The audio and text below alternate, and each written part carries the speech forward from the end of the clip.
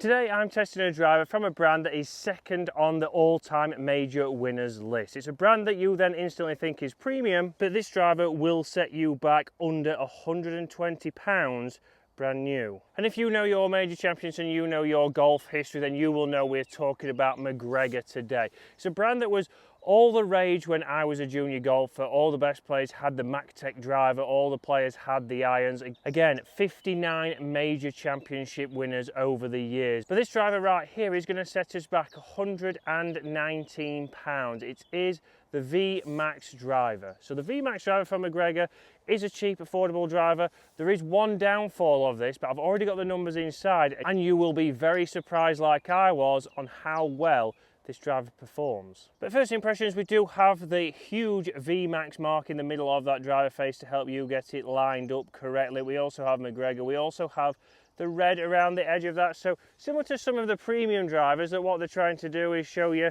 obviously give you an outline, give you a better shape and a visual of that head.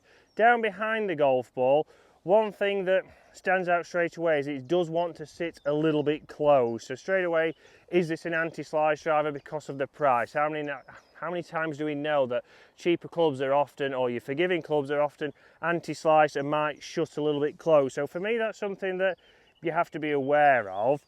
But other than that, down behind the golf ball, yes, we can see maybe the lines on the face and the face, which I'll show you in a second. There is a lot going on there. Would that put you off? At the end of the day, how does it perform?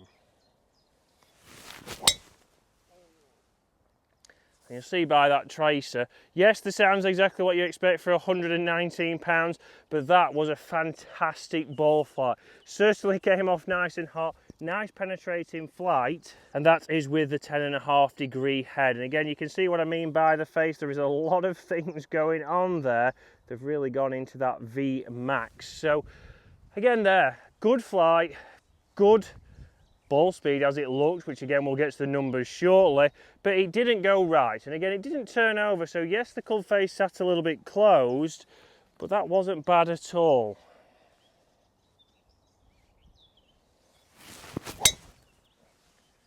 And again, a little bit low on the face, but that is on a fantastic line, no movement whatsoever, and performing pretty well. But there's one big thing for me. This driver head comes in 10.5 degrees, it comes in 12 degrees, but there's one thing that you can't get, and that is the shaft. So the shaft only comes in a regular flex, so it is a high launch shaft. The head, in general, this club is designed to get you launching that ball a little bit higher, so this could be a perfect driver for somebody like mid-handicap Dave. Not the fastest swing speed, does hit it a little bit low. Is this shaft and this head going to help him out? We're going to be testing that in the next couple of weeks against his PXG driver, which he did pick up last year. But for me, obviously price-wise, performance-wise, very good there, but obviously limited with the options. But at £129, £119 is the cheapest I found it. Who is looking at this? Would you be someone who's off single figures looking for this driver? Would you be someone getting into golf looking for this driver? For me, it all depends on your swing speed, but the performance there for me, no curvature on there. Yes, you have to square that up, but that driver got a good launch, and it looks to have gone a long way. But let's jump in the studio now and see how far this is actually going with maybe the wrong shaft for me. Now, when it comes to this driver, we know the technology in there. We know it's got a high MOI design for off-centered hits. We know it's got an oversized sweet spot. We know it's got an ultra-thin face to get the ball speed. One big thing for me, obviously, like we've mentioned outside, it does want to sit a little bit close. So is that to obviously help the anti-slicer? Is it the anti-slice driver? Potentially there, but obviously what's it going to do here inside for us for numbers? We know there is obviously the one thing that holds it back,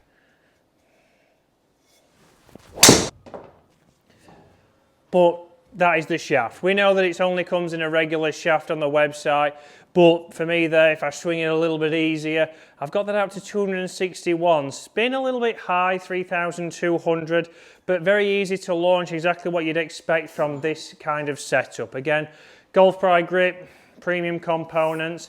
Sound-wise, as you'd expect from a driver that you can get as low as £119, we're not going to expect it to sound like the TaylorMade QI10. We're not going to expect it to sound like the Callaway or the Ping or any other brand, or PXG, for example. They're not going to sound like that because maybe the technology is not in there, and that's why you're getting it at a budget price. But for me there, you can see the consistency on that. Similar launches, I'm going to say extremely similar carries, 250 going 265, and for me with a regular shaft, exactly what I expect to see. Over 3,000 spin. So for me, yes, maybe not the right driver. Behind it, it has stopped the ball going to the right, that faded slightly. Is it putting me off? It's not putting me off as much in here with that face wanting to turn in a little bit, but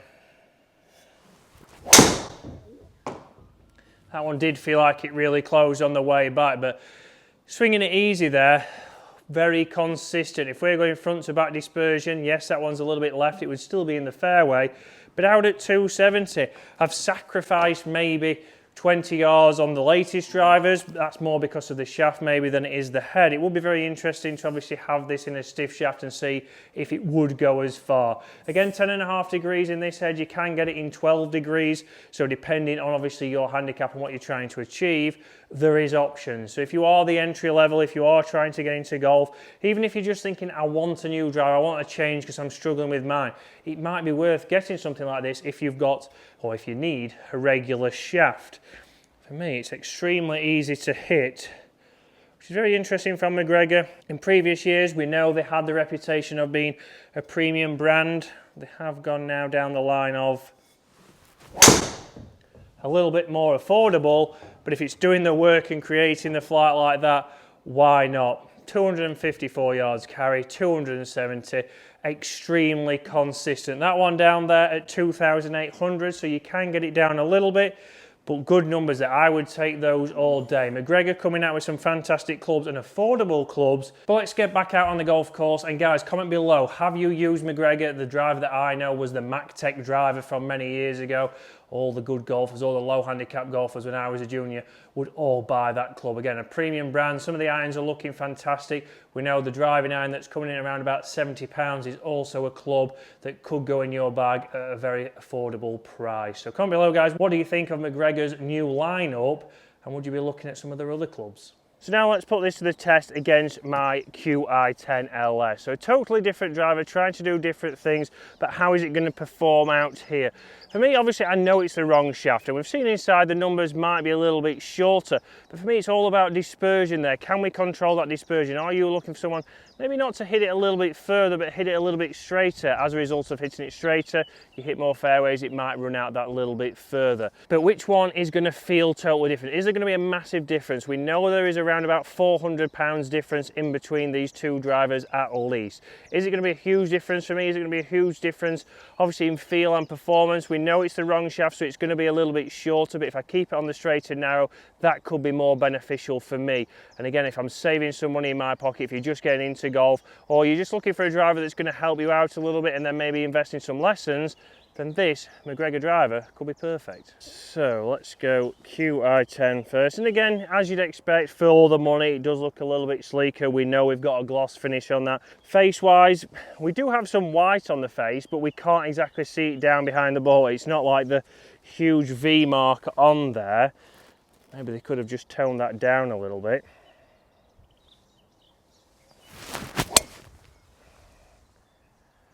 Nice high launch, and that is taking on the corner. So again, sound wise, it sounds better, but does it sound better? It's just a sound that I am used to. It felt solid, but did it feel as solid as the McGregor?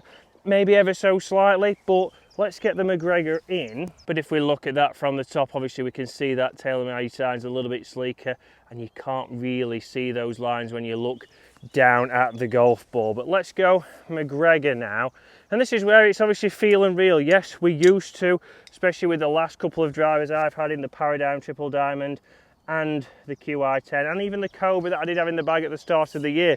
The sound's different, but it's the sound that they've come to, the sound with technology. What they've done is to dull that sound and get you the ball speed and do everything, but that's why you're paying £500, maybe even £600. Here we know what we're getting for £129, or 119 is the cheapest.